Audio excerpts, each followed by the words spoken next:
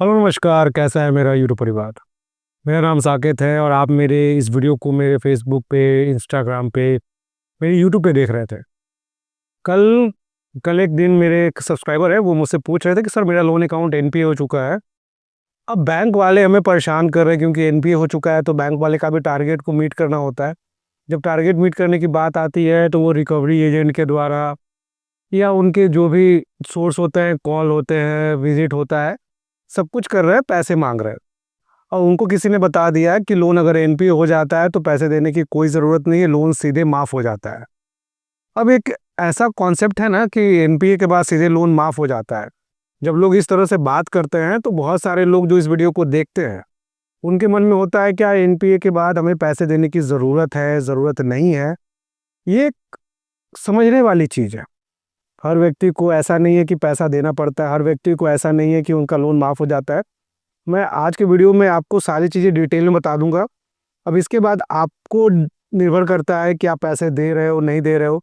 देखिए, कोई भी चीज़ आपको जानना चाहिए, उसका यूज़ कैसे करते हो। हर पर्सन, हर इंडिविजुअल लोन अलग है, हर का लोन टाइप अलग है। तो अगर आप लोन टाइप को समझते हो, लोन समझते हो, तो आपके लिए आसान हो जाता है। सबसे पहले हमें समझना होगा कि एनपीए क्या है।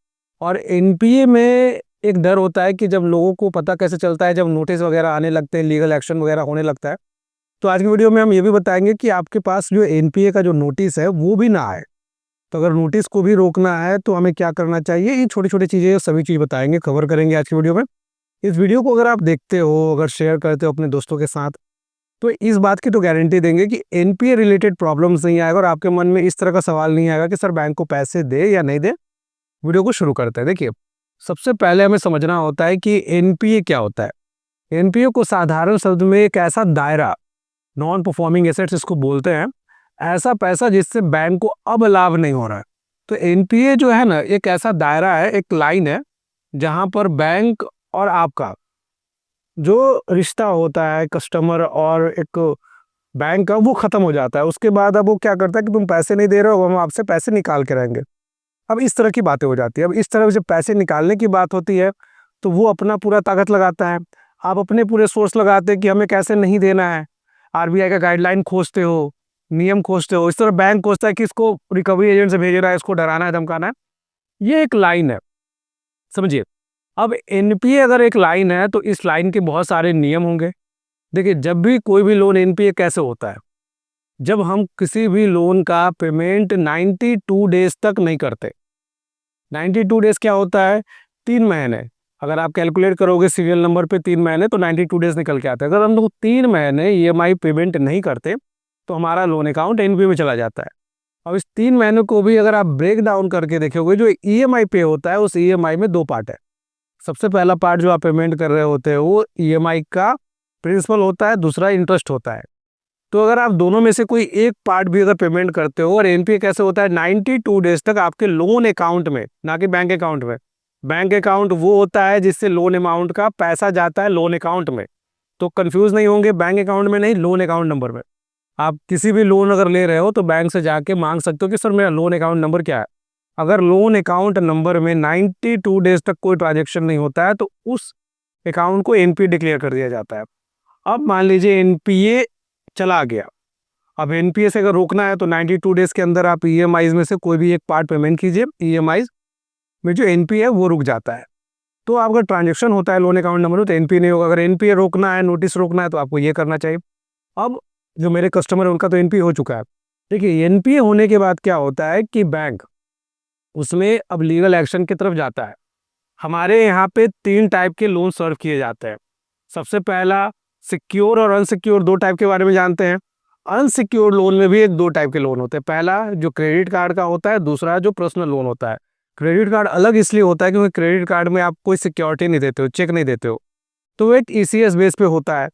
तो जब आप क्रेडिट कार्ड का बिल नहीं देते हो, अगर 92 डेज हो जाते हैं, तब बैंक आर्बिट्रेशन का प्रोसेस करता है। अगर आपका पर्सनल लोन है, एजुकेशन लोन है, या इस तरह का लोन है जिसमें आपने चेक दे रखा है, तो बैंक अमूमन 138 या 25A का कंप्लेन करता है।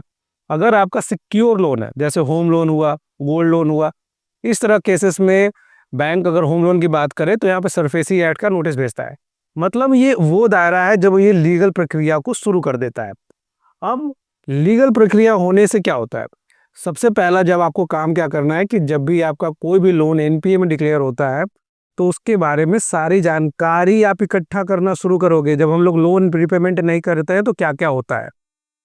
क्रेडिट कार्ड में अगर आप लोन रिपेमेंट नहीं करते हो तो एक बैंक को अधिकार है कि आपके ऊपर आर्बिट्रेशन का प्रोसेस करे। उस आर्बिट्रेशन के प्रोसेस में अगर आप सैलराइड हो, अगर आप कहीं से आपको पैसे मिल रहे हैं सैलरी के रूप में, अगर आपका घर में कोई संपत्ति है तो एक बैंक को अधिकार है आर्बिट्रेशन के प्रोसेस के जरिए उस पे कब्जा करने का, घर के सामान को कब्जा करने का, सैलरी को आधा कटवाने का। अगर आपका लोन पर्सनल लोन वगैरह है तो यहाँ पे बैंक आपको 138(25)(a) के तहत 2 साल की सजा 100% पेनल्टीज कर सकता है। अगर आपका कोई घर है, होम लोन वगैरह चल रहा है, तो बैंक सरफेसी एक्ट के माध्यम से नोटिस सर्व करके एक टाइम पीरियड के बाद आपके घर की नीलामी कर सकता है। अब इससे बचा कैसे जाए? सबसे पहले जब भी आपका जिस तरह का लोन होगा उसके बारे में जानकारी लें। अगर क्रेडिट कार्ड है तो उसमें आपको ऑब्जेक्शन करना पड़ता है।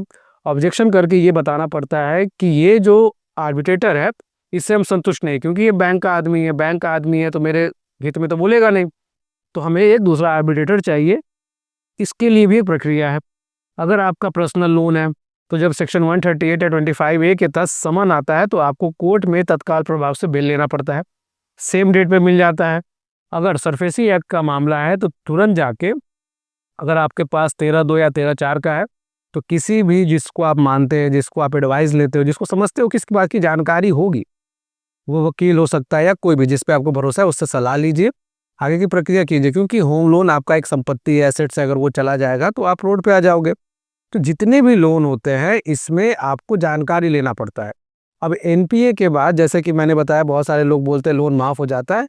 एनपीए के बाद कोई भी लोन नहीं माफ़ होता है। एनपीए के बाद आपको एक चीज़ डिसाइड करना पड़ता है कि इसको लोन को आगे चलाना है या नहीं चलाना है।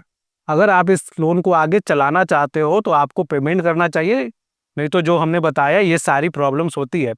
अगर आपको पता है कि अब हम इस लोन को नहीं चला सकते, तो क्रेडिट कार्ड है, तो क्रेडिट कार्ड में आपको आर्बिट्रेशन का प्रोसेस नहीं भी होता है तो आपको सीधे तौर पे सेटलमेंट के लिए बात करना चाहिए। पैसे है नहीं पता, पर आपको बैंक को एंटरटेन करना है, जिससे बैंक को ये लगे कि कस्टमर पैसे तो नहीं दे रहा है पर कम से कम एंटरटेन कर रहा है। पर्सनल लोन के माध्यम में अगर ऐसा हो तो आपको सामने से इसमें भी सेटलमेंट की बात आती है। अगर कोई भी पर्सनल लोन हो या एजुकेशन लोन हो तो समन जब आए उसमें बेल करवा लीजिए और उसके बाद आप उसको रुक जाइए, क्योंकि इसके आगे कोई प्रक्रिया नहीं होती है। अब जैसे ही एनपीए में जब ये 9 महीने होते हैं तो लोन राइट ऑफ लग जाता है। तो कई बार बैंक राइट ऑफ के बाद नहीं मांगता है और कई बार लोन मांगता है। अगर मांगता भी है तो उस समय 10 से 20% में समझौता कर लेगा, जो आपके लिए हितकर होगा। अगर आपका सिक्योर लोन है, होम लोन है, अगर एनपीए हो रहा है, अगर आपको लग रहा है कि आप पैसे नहीं दे पाओगे, तो खुद से उस प्रॉपर्टी को अच्छे वैल्यू में बेचो। क्योंकि बैंक क्या करेगा कि बैंक जब बेचेगा तो सिर्फ अपने लोन अमाउंट को रिकवर करने के लिए आपको करोड़ों की संपत्ति को लाखों में बेच देगा। तो कभी भी आपको अगर ये लगता है कि अगर हम पैसे नहीं देते तो हमारा लोन माफ़ होता है, नहीं, माफ़ कभी नहीं होता है। वो 9 महीने के बाद राइट ऑफ हो जाता है, जिसके बाद बैंक पैसे नहीं मांगता है। तो इसके अलावा अगर आपके मन में कोई भी सवाल हो, संदेह हो, अगर आप पूछना चाहें तो कमेंट करके पूछ सकते हैं। पर्सनली जो बात करना चाहते हैं अपॉइंटमेंट के थ्रू बात होता है। जय हिंद, वंदे मातरम।